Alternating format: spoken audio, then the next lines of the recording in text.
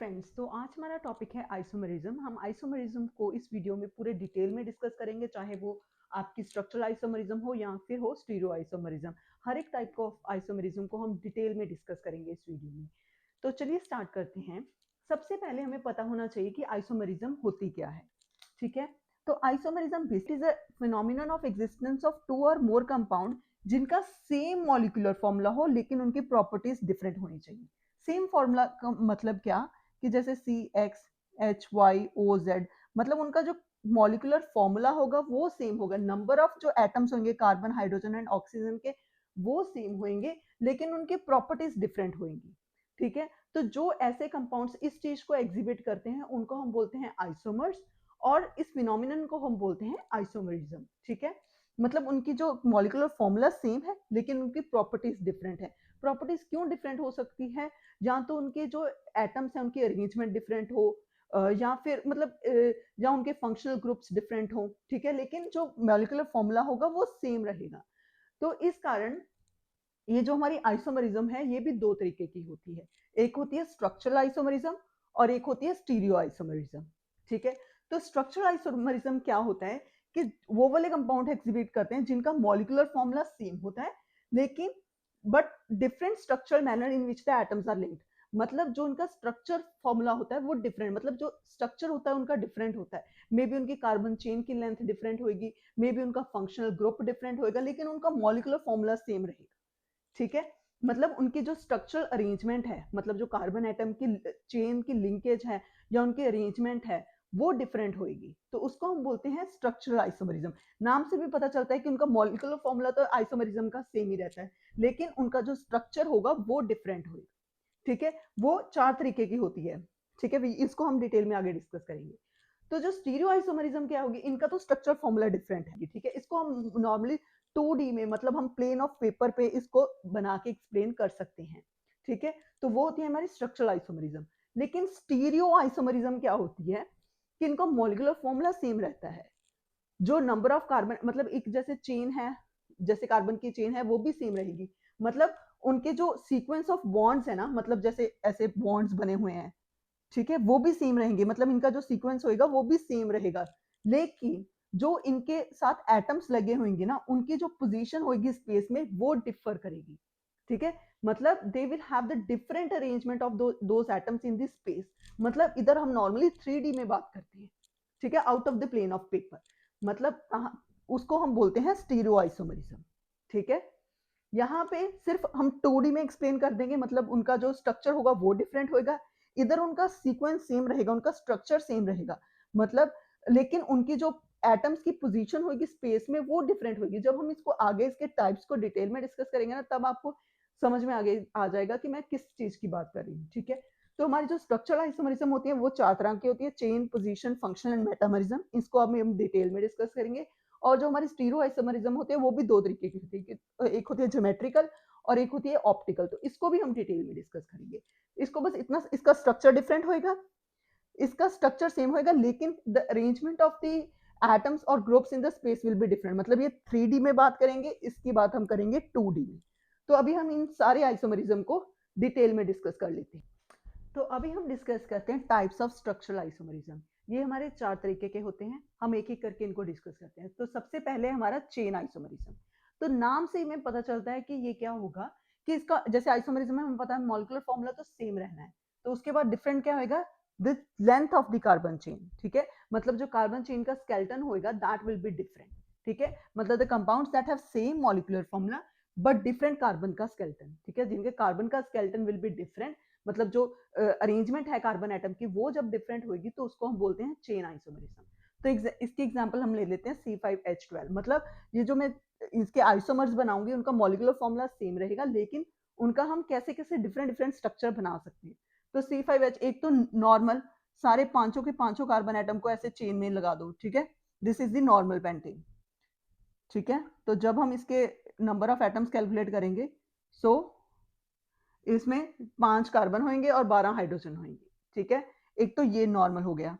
दूसरा क्या है, किसी की पोजीशन चेंज कर दो कार्बन की, मतलब 4 ऐसे लगा दिए और एक इधर लगा दिया कार्बन, मतलब 2 मिथाइल ब्यूटेन बना दिया हमने। ठीक है, so this is the second isomer. फिर इसकी वैलेंसीज पूरी कर दो। और क्या हो सकता है कि हम एक कार्बन को सेंटर पे लगा दें और बाकी मिथाइल ग्रुप ऐसे साइड्स पे इसके एज अ सब्स्टिट्यूएंट लगा दें। ठीक है, तो मतलब इसके हमारे 3 आइसोमर पॉसिबल हैं। इसको हम बोलते हैं neopentane, this is called the 2 methyl butane and normal pentane. ठीक है, तो इन तीनों का क्या है कि जो हमारा मॉलिक्यूलर फॉर्मूला वो सेम है, लेकिन इनका जो स्ट्रक्चर फॉर्मूला है दैट इज द डिफरेंट, मतलब they have the different carbon का स्केलेटन, इनके कार्बन का स्केलेटन है वो डिफरेंट है। तो ये हो गया हमारा चेन आइसोमरिज्म। नेक्स्ट है पोजीशन आइसोमरिज्म। अभी आइसोमर है तो मॉलिक्यूलर फॉर्मूला सेम रहेगा, लेकिन पोजीशन है, अब इसका नाम क्या सजेस्ट करता है कि पोजीशन, मतलब they will have different position of the substituent और द फंक्शनल ग्रुप, मतलब जो इस पे फंक्शनल ग्रुप लगे होंगे या फिर कोई भी सब्स्टिट्यूएंट लगा होगा उनकी पोजीशन में डिफरेंस आएगा, मतलब वो डिफरेंट डिफरेंट पोजीशंस पे लगे होंगे दोनों कंपाउंड्स में।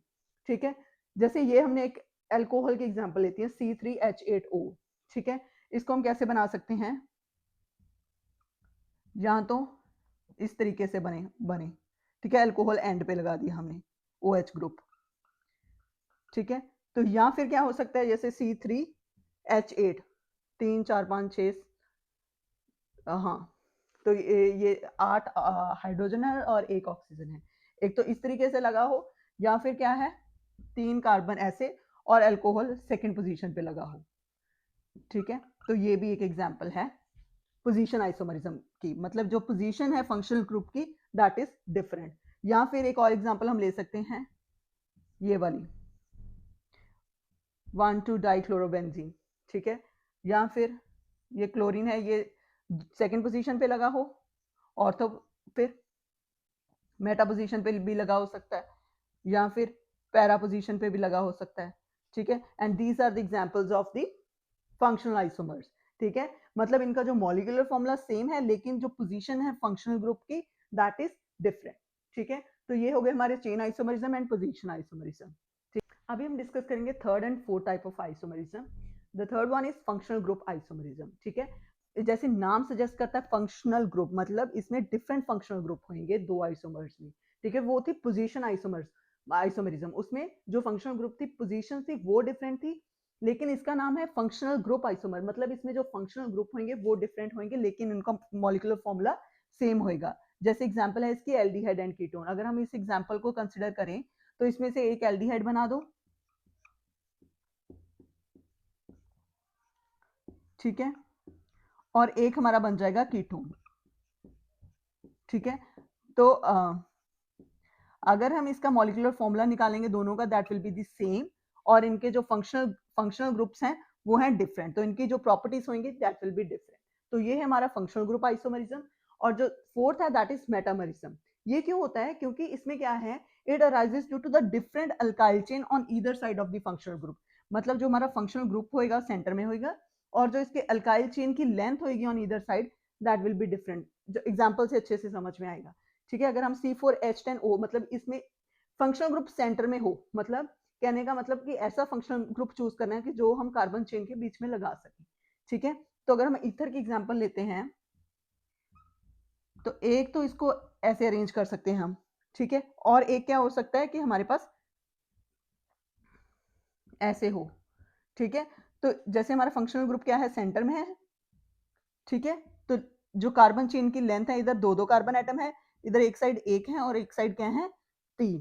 ठीक है, तो इसको हम बोलते हैं मेटामरिज्म। ठीक है, हाइड्रोजन की वैलेंसी जब आप पूरी करोगे तो आपको समझ में आ जाएगा।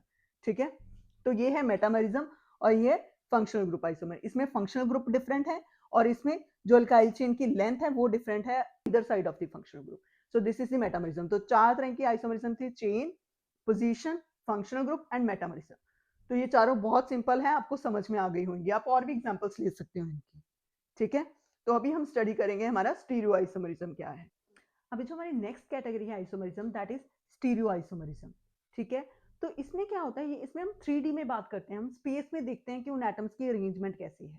ठीक है, मतलब इनका जो सीक्वेंस होएगा कोवलेंट बॉन्ड का वो तो सेम होएगा, मतलब जो हम ऐसा कह सकते हैं कि इनका जो स्ट्रक्चर फॉर्मूला है वो तो सेम रहेगा, मॉलिक्यूलर फॉर्मूला तो सेम रहेगा ही रहेगा, लेकिन जो इनके ग्रुप्स या एटम्स की पोजीशन है in the space that will be different. तो इसको हम बोलते हैं स्टीरियो आइसोमरिज्म। स्टीरियो का मतलब होता है स्पेस में। ठीक है, मतलब स्पेस में वो कैसे अरेंज्ड हैं उसके अराउंड एटम्स, तो उसको हम जब डिस्कस करते हैं वो होता है हमारा स्टीरियो आइसोमरिज्म। मतलब इनका जो स्ट्रक्चर होएगा that will be the same, लेकिन जब हम उसको स्पेस में देखेंगे कि उनके एटम्स कैसे अरेंज्ड हैं, उसको वो डिफरेंट होंगे, तो उसको हम बोलते हैं स्टीरियो आइसोमरिज्म। ठीक है, तो ये दो तरीके की होती है, एक होती है ऑप्टिकल और एक होती है ज्योमेट्रिकल आइसोमरिज्म। ठीक है, तो ये ज्योमेट्रिकल आइसोमरिज्म बहुत इजी है। इसमें क्या है कि जो एटम्स हैं around the doubly bonded carbon atom वो डिफरेंट पोजीशन पे होंगे जब, ठीक है, मतलब इनका जो मॉलिक्यूलर फॉर्मूला होगा वो सेम होगा, but they have the different geometrical arrangement of the groups around the doubly bonded carbon atom. मतलब जो जो डबली बॉन्डेड कार्बन एटम है उसके अराउंड जो ग्रुप्स लगे होंगे उनकी ज्योमेट्रिकल अरेंजमेंट डिफरेंट होगी। एग्जाम्पल से अच्छे से समझ में आएगा। जैसे अगर हम ब्यूटीन की बात करें, ब्यूटीन की, ठीक है, इधर है मिथाइल, इधर है हाइड्रोजन, सेम। ठीक है, तो ये तो इनका स्ट्रक्चर फॉर्मूला हो गया। ठीक है, स्ट्रक्चर फॉर्मूला तो दोनों आइसोमर्स का सेम रहेगा, लेकिन जो इनकी अरेंजमेंट है in this space that will be different. वो कैसे? मतलब एक में क्या होएगा कि जो हमारे मिथाइल ग्रुप्स हैं वो सेम साइड पे लगे होंगे और हाइड्रोजन सेम साइड पे लगे होंगे। ठीक है, तो इसको हम बोलते हैं सिस ब्यूटीन, ब्यूटीन। ठीक है, और अगर जो मिथाइल ग्रुप्स ऑपोजिट साइड्स पे लगे हों अक्रॉस द डबल बॉन्ड तो उसको हम बोलते हैं ट्रांस। ठीक है, अगर इस साइड लगा हो तो इस साइड लगा हो और इधर इधर हाइड्रोजन लगे हों, तो ये ऑपोजिट साइड पे लगे हुए हैं तो इसको हम बोलते हैं ट्रांस आइसोमर। ठीक है, मतलब जो इनके एटम्स की पोजीशन है अक्रॉस दिस डबल बॉन्ड, ये जो ग्रुप्स हैं इनकी पोजीशन डिफर कर रही है अक्रॉस द डबल बॉन्ड, इसको हम बोलते हैं सिस एंड ट्रांस आइसोमर। हम ऐसे समझ लेते हैं कि सपोज करो इधर हमारा मिथाइल ग्रुप लगा हो, ठीक है, और इधर भी मिथाइल ग्रुप लगा है। ठीक है, तो ये होंगे सिस। अगर ये दोनों मिथाइल ग्रुप ऐसे लगे हो, इधर मिथाइल ग्रुप और एक नीचे मिथाइल ग्रुप, तो ये हो गया ट्रांस। मतलब ये स्पेस में जो इनकी अरेंजमेंट है दैट इज डिफरेंट। तो इसको ये होते हैं हमारे ज्योमेट्रिकल आइसोमर्स। तो ये एग्जिस्ट ऐसे करते क्यों हैं, इनकी एक्सप्लेनेशन क्या है, क्यों ऐसे ज्योमेट्रिकल आइसोमरिज्म की एग्जिस्टेंस है, वो हम जब इसकी बॉन्डिंग एक्सप्लेन करते हैं ना तब हमें समझ में आता है। बॉन्डिंग कैसे? हमें पता है कि ये जो हमारा कार्बन एटम है दैट इज sp2 हाइब्रिडाइज्ड। ठीक है, इसकी जो हाइब्रिडाइजेशन है वो sp2 हाइब्रिडाइजेशन है। मतलब हम ऐसा इसकी बॉन्डिंग को जब हम एक्सप्लेन करते हैं तब उसमें हमें रीजन लाई करता है। ठीक है, ये जो कार्बन एटम है ये sp2 हाइब्रिडाइज्ड है। ठीक है, मतलब इसके पास क्या है, एक अनहाइब्रिडाइज्ड p ऑर्बिटल है। मतलब एक तो ये हेड ऑन ओवरलैप के साथ सिग्मा बॉन्ड बना रहा है, एक तो इसमें सिग्मा बॉन्ड बन रहा है। अगर डबल बॉन्ड होता है एक सिग्मा होता है एक पाई होता है। ठीक है, तो एक तो ये हेड ऑन ओवरलैप के साथ सिग्मा बॉन्ड बना रहा है और एक जो कार्बन एटम है ये पाई बॉन्ड बना रहा है। ठीक है, ऐसे ओवरलैप करके। ठीक है, तो जब क्या होगा, पाई बॉन्ड के कारण क्या है, इसकी जो रोटेशन है वो रिस्ट्रिक्टेड हो जाती है। ठीक है, मतलब जब जो हम ट्राई करते हैं कि ये जो मिथाइल है इधर आ जाए या इसकी जो ट्रांसफॉर्मेशन है वो पॉसिबल नहीं होती, क्योंकि ये पाई बॉन्ड होगा ना, अगर ये ऐसे घूम के जाएगा तो वो टूट जाएगा। ठीक है, तो due to this pi bond, तो जो रोटेशन है around this carbon carbon double bond that is restricted. ठीक है, तो इस कारण ये दोनों अलग अलग एग्जिस्ट करते हैं, एक सिस होता है और एक ट्रांस होता है। ठीक है, समझ में आ गया कि क्यों ऐसा होता है, कि क्यों इसके आइसोमर्स एग्जिस्ट करते हैं, क्योंकि ये कार्बन है इट इज sp2 हाइब्रिडाइज्ड, इसके पास एक अनहाइब्रिडाइज्ड p ऑर्बिटल है, जिसके कारण इस कार्बन के पास भी है इस कार्बन के पास भी है, तो जो पाई बॉन्ड बनता है that is always by the side wise overlapping, और एक ये सिग्मा बॉन्ड बनाता है of the by using this hybridized sp2 hybrid orbitals, और एक ये पाई बॉन्ड बनाता है। Due to this pi bond, ये जो डबल बॉन्ड है इसकी जो रोटेशन है वो रिस्ट्रिक्टेड है। मतलब जो पाई बॉन्ड अगर हमारे पास बनता है तो वहां पे रोटेशन रिस्ट्रिक्टेड हो जाती है। ठीक है, तो इसके कारण हमारे पास दो आइसोमर्स एग्जिस्ट करते हैं। लेकिन अभी इनकी इंटर कन्वर्जन भी पॉसिबल होगी, वो हम कैसे पॉसिबल होगी वो भी हम डिस्कस कर लेते हैं, कि अगर हमें सिस को ट्रांस में कन्वर्ट करना हो तो वो कैसे पॉसिबल होगा। ठीक है, अभी अगर हमने इनकी कन्वर्जन करनी है, मतलब हमने सिस को ट्रांस में चेंज करना है, वो हम कैसे करते हैं। हमें पता है कि आइसोमर एग्जिस्ट क्यों कर रहे थे, क्योंकि जो इसका पाई बॉन्ड था वो रिस्ट्रिक्टेड था, वो इसको रोटेट नहीं करने दे रहा था। ठीक है, तो इस कारण दो डिफरेंट आइसोमर्स हमारे पास एग्जिस्ट कर रहे थे। लेकिन अगर हम सिस को ट्रांस में कन्वर्ट करना चाहते हैं या ट्रांस को सिस में करना चाहते हैं तो वो कैसे करेंगे, तो वो क्या करें, क्योंकि हमारे पाई बॉन्ड ही एक कारण है जिसके कारण ये आइसोमर एग्जिस्ट कर रहे हैं। अगर हम उसको ब्रेक कर दें तो हमारे पास मिक्सचर आ जाएगा। वो हम कैसे ब्रेक कर सकते हैं, जैसे सपोज करो ये हमारे पास एक सिस आइसोमर है। ठीक है, तो अगर हम इसको हीट करेंगे तो हीट के कारण ये जो पाई बॉन्ड होगा वो ब्रेक कर जाएगा, मतलब इधर ऐसे ही हमारे पास अनहाइब्रिडाइज्ड पी ऑर्बिटल पड़ा है, इसका पाई बॉन्ड ब्रेक हो गया अपॉन हीटिंग, ठीक है।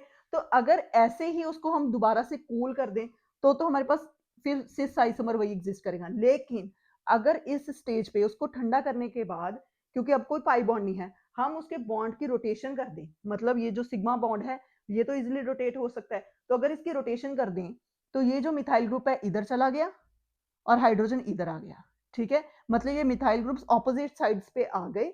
और ऐसा करने के बाद जब हम दोबारा इसे कूल करते हैं, कूल करने के बाद क्या है कि जो हमारा ये जो पाई बॉन्ड है ये दोबारा रिफॉर्म हो जाता है, ठीक है। इधर भी कूल करने के बाद ये जो पाई बॉन्ड है दोबारा रिफॉर्म हो जाता है, तो हमारे पास मिक्सचर आता है सिस एंड ट्रांस का। तो ये इसकी कन्वर्जन है। अब हम इसकी प्रॉपर्टी स्टडी करेंगे दोनों आइसोमर्स की। अभी हम इसकी प्रॉपर्टी स्टडी कर देते हैं सिस और ट्रांस की। अगर हम डाइपोल मोमेंट की बात करें, हमें पता है कि जो डाइपोल मोमेंट होती है वो towards the more electronegative atom होती है, ठीक है। तो अगर हम, ये है हमारा ट्रांस आइसोमर और ये है सिस आइसोमर। अगर हम ट्रांस आइसोमर की डाइपोल मोमेंट की बात करें, ये कार्बन और क्लोरीन के बीच में कौन ज्यादा इलेक्ट्रोनेगेटिव है? क्लोरीन। तो dipole moment will be oriented towards the chlorine. Similarly इस साइड भी इस साइड को ओरिएंटेड होगी, तो ये दोनों आपस में कैंसिल आउट हो जाएंगी, ठीक है। एक उस साइड जा रही है और एक इस साइड जा रही है due to the symmetry of the molecule. तो इस कारण क्या होगा कि जो इसकी डाइपोल मोमेंट होगी that will be approximately equal to 0, ठीक है। लेकिन अगर हम इस ये जो सिस आइसोमर है इसकी बात करें तो इसकी डाइपोल मोमेंट क्लोरीन की इस तरफ होगी और इसकी इस तरफ होगी, मतलब जो इसकी नेट डाइपोल मोमेंट होगी दैट विल बी एडिटिव, ठीक है। मतलब ये दोनों जो डाइपोल मोमेंट होंगी ये एड अप हो जाएंगी, ये वेक्टर क्वांटिटीज हैं, ठीक है। तो जब हम इसका वेक्टर सम लेंगे तो ये दोनों एडिटिव होंगी, ठीक है। तो इस कारण जो इसकी म्यू की वैल्यू होगी that will not be equal to 0। मतलब हम इससे ये कंक्लूजन निकाल सकते हैं कि जो हमारा ट्रांस आइसोमर है उसकी डाइपोल मोमेंट कम होती है एज कंपेयर टू सिस। सिस की डाइपोल मोमेंट ज्यादा होती है। अगर हम इसके मेल्टिंग पॉइंट की बात करें, अगर हम देखें इनकी सिमेट्री दोनों सिस और ट्रांस की, हमें पता चलता है कि जो हमारा ट्रांस आइसोमर है दैट इज मोर सिमेट्रिकल, ठीक है। मोर सिमेट्रिकल का मतलब कि अगर हम इसका क्रिस्टल लैटिस बनाएं, ठीक है, जो हमारे ट्रांस आइसोमर हैं, मतलब अगर मैं इनको क्रिस्टल लैटिस में पैक करने की कोशिश करूं तो ये बहुत स्ट्रांगली पैक कर लेगा, ठीक है। तो अगर वो स्ट्रांगली पैक करेगा तो अगर उनको जब मैंने उसको मेल्ट करना है, मतलब इनके बॉन्ड को ब्रेक करना है, तो मेरे को ज्यादा एनर्जी चाहिए होगी। तो इस कारण उसका जो मेल्टिंग पॉइंट होगा वो ज्यादा होगा ट्रांस का, because trans is more symmetrical, it fits closely in the crystal lattice, ठीक है। मतलब इनके पास क्या होंगी? स्ट्रॉन्ग फोर्सेस ऑफ अट्रैक्शन होंगी, ठीक है। तो अगर इन फोर्सेस ऑफ अट्रैक्शन को ब्रेक करना होगा तो मेरे को ज्यादा एनर्जी सप्लाई करनी पड़ेगी, मतलब इसका मेल्टिंग पॉइंट फिर ज्यादा होगा। लेकिन उसी साइड अगर हम सिस की बात करें तो it does not fit closely into the crystal lattice, वो अच्छे से पैक नहीं होता है और वो इजिली ब्रेक हो जाता है, ठीक है। तो इस कारण इसका जो मेल्टिंग पॉइंट होगा वो भी कम होगा, ठीक है। और इसकी जो सॉल्युबिलिटी होगी वो ज्यादा होगी, ठीक है, क्योंकि जो वाटर का डाइलेक्ट्रिक कांस्टेंट होगा या कोई भी सॉल्वेंट का डाइलेक्ट्रिक कांस्टेंट सफिशिएंट होगा इसकी क्रिस्टल लैटिस को ब्रेक करने के लिए, ठीक है। तो इस कारण इसकी सॉल्युबिलिटी ज्यादा होगी और इसका मेल्टिंग पॉइंट कम होगा। बहुत इजीली इसके जो बॉन्ड्स हैं उनको हम ब्रेक कर सकते हैं, इनमें very weak forces of attraction होती है, ठीक है। तो इस कारण इनका जो क्रिस्टल लैटिस है उसको हम इजीली ब्रेक कर सकते हैं, उस कारण जो हमारा ट्रांस है उसका जो मेल्टिंग पॉइंट होगा वो ज्यादा होगा एज कंपेयर टू सिस, ठीक है। तो ये है इनकी प्रॉपर्टीज। अभी जो हमारी next type of stereo isomerism है वो है ऑप्टिकल आइसोमरिज्म। ऑप्टिक्स का मतलब क्या होता है? लाइट। मतलब ये वाली जो आइसोमरिज्म है उसमें लाइट के साथ कुछ है, ठीक है। हम लाइट के साथ कुछ चीजें डिस्कस करेंगे इस आइसोमरिज्म को, ठीक है। तो ये आइसोमरिज्म होती क्या है? ये कौन से आइसोमर्स होते हैं? ये ऑप्टिकली एक्टिव आइसोमर्स होते हैं। उसका मतलब क्या? ऑप्टिकल एक्टिव का मतलब ये लाइट के जो प्लेन है उसको रोटेट करते हैं, मतलब जो लाइट की प्रॉपर्टी है उसको चेंज करते हैं, ठीक ठीक है। ये वाले जो आइसोमर्स हैं तो इसको हम डीप में डिस्कस करते हैं। तो क्या है, ऑप्टिकली एक्टिव कंपाउंड्स कौन से होते हैं? वो दो आइसोमरिक फॉर्म्स में एग्जिस्ट करते हैं, ठीक है। यहाँ पे ऑप्टिकली एक्टिव पड़े, इसको हम डिस्कस करेंगे फिर आपको अच्छे से समझ में आ जाएगा, ठीक है। तो ये क्या होते हैं? दो आइसोमरिक फॉर्म्स होती हैं जो कि ये जो प्लेन ऑफ पोलराइज लाइट है इसको रोटेट करती हैं डिफरेंट डायरेक्शन में, एक लेफ्ट को रोटेट करेगी तो एक राइट को रोटेट करेगी, ठीक है। तो ये जो हमारे आइसोमर्स होंगे इनको हम बोलते हैं ऑप्टिकली एक्टिव आइसोमर्स, और ये फिनोमिनन को हम बोलते हैं ऑप्टिकली आइसोमरिज्म। तो और ये लाइट रोटेशन पॉसिबल कैसे, ये क्या होता है, ये सब कुछ ये हम अभी डिस्कस करते हैं, ठीक है। तो हम अज्यूम करते हैं यहाँ पे हमारे पास बल्ब है, ठीक है। हमें पता है जो बल्ब है वो इलेक्ट्रोमैग्नेटिक रेडिएशंस को सभी डायरेक्शंस में भेजता है, ठीक है। तो हमारे पास जो इलेक्ट्रोमैग्नेटिक वेव्स हैं वो ऑसिलेट करेंगे सभी प्लेन्स में, ठीक है। ये है ऑर्डिनरी लाइट। ऑर्डिनरी लाइट इस तरह से होती है, मतलब वो सभी डायरेक्शंस में ऑसिलेशंस होती हैं उसकी, ठीक है। यह है सारी लाइट्स, सारी डायरेक्शन में उनकी ऑसिलेशंस को रिप्रेजेंट किया गया है इधर। फिर उसके बाद हम क्या करते हैं, एक प्रिज्म लगा देते हैं, ठीक है। क्योंकि अगर इसको ऐसे ही हम आगे स्टडी करना शुरू करेंगे, हमें समझ में नहीं आ गया, बहुत कंफ्यूजन होगी कि किस प्लेन को कहाँ पे रोटेट किया, ठीक है। तो पहले हमें जो प्लेन है उसको स्पेसिफाई करना बहुत जरूरी है। मतलब हमने क्या करना है, जो बाकी सारी डायरेक्शन या बाकी सारे प्लेन्स को कट कर देना है, सिर्फ एक जो प्लेन जिसको हमने डिस्कस करना है, जिसकी हमने रोटेशन चेक करनी है, सिर्फ उसी को रखना है, ठीक है। तो क्या करेंगे, इधर हम पोलराइजर लगाएंगे। पोलराइजर क्या करेगा, जो बाकी सारी जो ऑसिलेशंस है, बाकी सारी जो लाइट्स हैं उनको कट कर देगा, सिर्फ एक प्लेन की लाइट को रखेगा इधर, ठीक है। तो एक प्लेन की लाइट आ गई, ये इसको हम बोलते हैं पोलराइज्ड लाइट। मतलब it light oscillates in one plane, सिर्फ एक प्लेन की बात होगी। क्योंकि अभी जब हम इसको ऑर्गेनिक कंपाउंड्स के में से पास करेंगे इस लाइट को, फिर हमें पता चलेगा कि इसने इसके बिहेवियर को कैसे चेंज किया, मतलब लाइट को कैसे चेंज किया, ठीक है। पहले हमारे पास ऑर्डिनरी लाइट है, सारे प्लेन्स को कट करके हमारे पास एक प्लेन में ऑसिलेट कर रही है, राइट। फिर उसके बाद हमने क्या किया, अगर हमने इस सैंपल को टेस्ट करना है कि ये ऑप्टिकली एक्टिव है या नहीं, मतलब ये आइसोमर है या नहीं, हम क्या करेंगे, ये जो एक प्लेन वाली लाइट है इसको इस ऑर्गेनिक कंपाउंड में से पास करेंगे, ठीक है। उसके बाद अगर इस लाइट का प्लेन रोटेट हो गया, मतलब पहले इसका ऐसे था, जब ऐसे हो जाता है तो हम बोलते हैं कि इसने इसके प्लेन को रोटेट कर दिया, ठीक है। तब क्या होगा कि ये जो हमारा ऑर्गेनिक कंपाउंड होएगा ये हमारा ऑप्टिकली एक्टिव होएगा, ठीक है। समझ में आ गया। लेकिन अगर इधर दो आइसोमर प्रेजेंट हो, मतलब पॉजिटिव भी और नेगेटिव भी, तो क्या करेगा, एक एक डायरेक्शन में रोटेट कर देगा, मतलब जहां पे जो हमारा एक आइसोमर होगा वो सपोज करो उसने लेफ्ट को रोटेट कर दिया, ठीक है। और साथ के साथ दूसरा आइसोमर भी प्रेजेंट है, उसने इस लाइट के प्लेन को राइट को रोटेट कर दिया, ठीक है। तो ओवरऑल क्या रोटेशन जीरो हो जाएगी, ठीक है। समझ में आएगा। तो इस वाले मिक्सचर, अगर यहाँ पे मिक्सचर पड़ा है तो कोई रोटेशन नहीं होगी, लेकिन अगर इधर एक आइसोमर पड़ा है तो हम उसके रोटेशन को स्टडी कर सकते हैं, तो उसको हम बोलते हैं ऑप्टिकली एक्टिव। अगर दोनों इक्वोमोलर मिक्सचर में पड़ेंगे तो उसको हम बोलते हैं रेसिमिक मिक्सचर, ठीक है। मतलब बेसिकली क्या है, रेसमिक मिक्सचर अगर आप समझोगे ना तो आपको ये प्लेन ऑफ पोलराइज लाइट थोड़ा सा कंफ्यूजिंग लगेगा। आप सिर्फ ये समझो कि इधर सिर्फ एक ऑप्टिकली एक्टिव कंपाउंड पड़ा है, ठीक है। सपोज करो प्लस आइसोमर पड़ा है, ठीक है। ये जो ऑप्टिकली एक्टिव आइसोमर्स होते हैं इसको DL या फिर प्लस माइनस से हम नोटेशंस देते हैं इसकी, वो भी मैं समझाऊंगी। प्लस का मतलब क्या है, माइनस का मतलब क्या है। सिर्फ अभी तक आप ये समझो कि इधर हमारे पास ऑर्डिनरी लाइट थी, उसके बाद हमने उसको पोलराइज कर लिया, बाकी सारे प्लेन्स को कट ऑफ कर दिया, सिर्फ एक जिसको हमने स्टडी करना है वो इधर प्लेन रखा। फिर इस जब लाइट को, ये जो प्लेन पोलराइज लाइट है, मतलब लाइट सिर्फ एक प्लेन में है, जब इसको हम ऑर्गेनिक कंपाउंड में पास करेंगे तो इसका जो प्लेन होएगा वो रोटेट हो जाएगा, ठीक है। अगर ये चीज ये वाला कंपाउंड कर रहा है मतलब ये ऑप्टिकली एक्टिव है, ठीक है। तो ये इसका कॉन्सेप्ट है, मतलब ये जो वो वाले आइसोमर होते हैं जो प्लेन पोलराइज लाइट को रोटेट करें, ठीक है, उस कंपाउंड को हम बोलते हैं ऑप्टिकली एक्टिव। और अगर उसके साथ एक दूसरा भी पड़ा हो साथ में उसका आइसोमर, तो उसको एक डायरेक्शन में रोटेट करेगा और दूसरा उसको दूसरी डायरेक्शन में रोटेट करेगा, और जो इनका मिक्सचर होएगा ना प्लस और माइनस का दो आइसोमर का, उसको हम बोलते हैं रेसमिक मिक्सचर, ठीक है। बस इसका ये मतलब है कि जो प्लेन है पोलराइज लाइट का वो हमारा रोटेट हो जाता है। अगर ऐसा कोई कंपाउंड करता है उसको हम बोलते हैं ऑप्टिकली एक्टिव कंपाउंड, ठीक है। अभी हम कुछ इंपॉर्टेंट टर्म्स डिस्कस कर लेते हैं जो हमको इसको समझने में और भी आसानी करेंगे, ठीक है। तो पहली है हमारी डेक्स्ट्रो रोटेटरी, मतलब हमारे पास दो आइसोमर्स होते हैं, ठीक है। समझ में आया? मतलब दो कंपाउंड्स होते हैं जो आइसोमर्स होते हैं। तो एक होगा डेक्स्ट्रो रोटेटरी और एक होगा लीवो रोटेटरी, ठीक है। डेक्स्ट्रो वो वाला कंपाउंड होगा जो कि प्लेन पोलराइज्ड लाइट को राइट की तरफ रोटेट करेगा, ठीक है। मतलब ये हमारी प्लेन पोलराइज्ड लाइट है, ठीक है, मतलब एक ही प्लेन में है ये लाइट।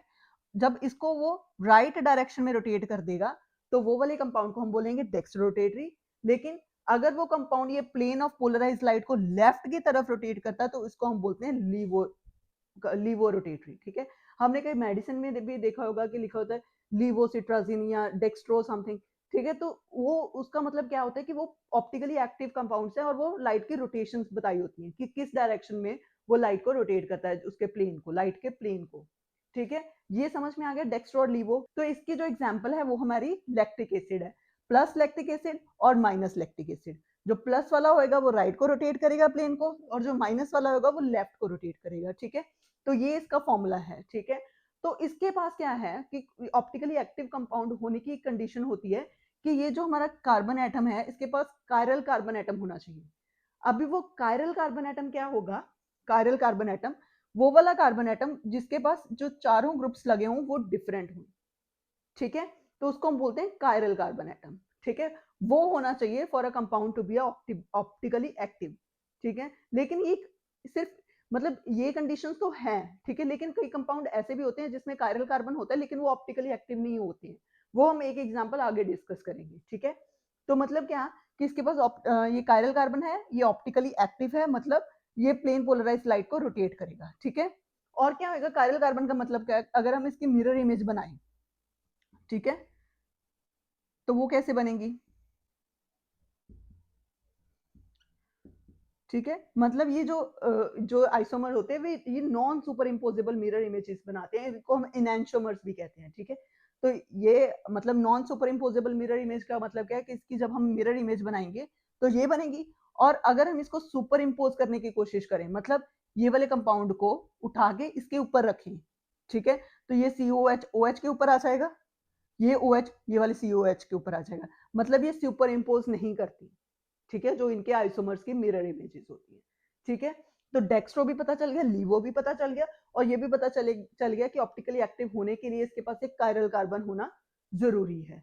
तो रेसमिक मिक्सचर क्या होगा कि जब हम इन दोनों का इक्विमोलर मिक्सचर लेंगे, इक्विमोलर मतलब अगर 2 मोल प्लस के हैं तो 2 मोल माइनस के होंगे, ठीक है। जो ये इनका इक्विमोलर मिक्सचर होगा इसको हम बोलते हैं रेसमिक मिक्सचर, ठीक है। तो ये क्या होगा, ये ऑप्टिकली इनएक्टिव होगा। क्यों, why the racemic mixture is optically inactive, क्योंकि इसके पास दोनों आइसोमर इक्वल क्वांटिटी में है, प्लस वाला राइट को रोटेट करेगा, माइनस वाला लेफ्ट को रोटेट करेगा। तो ऑन द होल क्या होएगा, जो लाइन होएगी plane polarized light that will not be rotated, वो हमें ऑब्जर्व नहीं होएगी उसकी रोटेशन, ठीक है। मतलब ये दोनों isomers will rotate the plane polarized light in opposite direction, ठीक है। ऑन अ होल वो ऑप्टिकली इनएक्टिव हो जाएगा, ठीक है। तो अभी हम स्टडी करेंगे एक एग्जांपल जिसमें हमारे पास कायरल कार्बन तो है लेकिन वो वाला कंपाउंड ऑप्टिकली इनएक्टिव है, ठीक है। उसकी एग्जांपल एक डिस्कस कर लेते हैं। अभी हमें पता है, हमने स्टडी किया है कि ऑप्टिकली एक्टिव होने के लिए उसके पास कायरल कार्बन होना चाहिए, ठीक है। पर लेकिन क्या होता है, कई बार कायरल कार्बन होता भी है लेकिन वो कंपाउंड ऑप्टिकली इनएक्टिव होता है, ठीक है। वो क्यों होता है, क्योंकि उसमें एक प्लेन ऑफ सिमेट्री एग्जिस्ट करता है, ठीक है। मतलब इसकी कंडीशन क्या होनी चाहिए कोई भी कंपाउंड ऑप्टिकली एक्टिव होने के लिए, मतलब उसके पास कायरल कार्बन भी हो और उधर कोई भी प्लेन ऑफ सिमेट्री मॉलिक्यूल के बीच में नहीं होना चाहिए, ठीक है। तो इसकी जो एग्जांपल है वो है हमारे पास टार्ट्रिक एसिड, ठीक है। इसके 4 आइसोमर्स हैं, ठीक है, 2 ऑप्टिकली एक्टिव हैं और 2 ऑप्टिकली इनएक्टिव हैं, ठीक है। तो जो इसके ऑप्टिकली एक्टिव आइसोमर्स हैं वो इस तरह से हैं, ठीक है। तो ये हमारा एक टार्ट्रिक एसिड है प्लस, ठीक है, ये इसका आप देख लेना स्ट्रक्चर इस तरह से है, ठीक है। तो अगर हम इसकी मिरर इमेज बनाएंगे तो वो इस तरह से बनेगी, ठीक है। और हमें पता है ये दोनों, और कायरल कार्बन मतलब इधर एक इधर 2 हमारे पास कायरल कार्बन है, ठीक है, मतलब ये हमारे पास कायरल कार्बन है, ठीक है। जब हम इसको इसके ऊपर रखने की कोशिश करेंगे ये नॉन सुपर इम्पोज करेगा, ठीक है। तो ये अगर non super imposable mirror images भी हैं और उनके पास कायरल कार्बन भी है और इनके पास प्लेन ऑफ सिमेट्री भी नहीं है, तो मतलब ये दोनों जो हैं ये हमारे ऑप्टिकली एक्टिव हैं, मतलब ये प्लस टार्ट्रिक एसिड है और ये माइनस टार्ट्रिक एसिड है, ये दोनों ऑप्टिकली एक्टिव हैं। लेकिन अगर हम इस आइसोमर की बात करें, ठीक है, अगर हमारे पास OH OH इस साइड पे है, ठीक है, लेकिन इस आइसोमर में क्या है कि हमारे पास प्लेन ऑफ सिमेट्री एग्जिस्ट करता है, मतलब ये वाला पार्ट है मॉलिक्यूल का और ये जो पार्ट है कंपाउंड का ये दोनों सेम है, ठीक है। मतलब इधर एक प्लेन ऑफ सिमेट्री है, मतलब अगर हम इसको ऐसे कट करेंगे तो ये भी सेम है और ये भी सेम है, ठीक है। तो ये जो कंपाउंड्स होते हैं जिनमें प्लेन ऑफ सिमेट्री होता है वो ऑप्टिकली इनएक्टिव होंगे, ठीक है। तो ये दो आइसोमर्स ऑप्टिकली एक्टिव हैं लेकिन ये ऑप्टिकली इनएक्टिव है, इसका जो सेकंड वाला होगा उसमें OH इस साइड आ जाएगा, ठीक है, समझ में आएगा। तो ये जो है मीजो टार्ट्रिक एसिड इसको हम बोलते हैं, ये ऑप्टिकली इनएक्टिव है ऑल्दो इसमें कायरल कार्बन प्रेजेंट है। समझ में आ गई बात। तो ये था हमारा कॉन्सेप्ट ऑप्टिकल आइसोमरिज्म का, ज्योमेट्रिकल आइसोमरिज्म और जो हमने आगे स्ट्रक्चरल आइसोमरिज्म सब कुछ डिस्कस कर लिया है। तो अगर ये आपको वीडियो अच्छी लगी हो, इसमें से समझ आ गया हो, तो प्लीज वीडियो को लाइक करें, शेयर करें, कमेंट करें और सब्सक्राइब करें। और साथ के साथ आप कमेंट सेक्शन में सजेस्ट भी कर सकते हैं कि आपको कौन से टॉपिक्स के ऊपर वीडियो चाहिए। ये भी एक सब्सक्राइबर ने सजेस्ट किया था कि आप ऑप्टिकल आइसोमेरिज्म के ऊपर डिटेल वीडियो बनाएं। ठीक है, तो आप भी अपने सजेशंस कमेंट सेक्शन में दे सकते हैं। Thank you so much.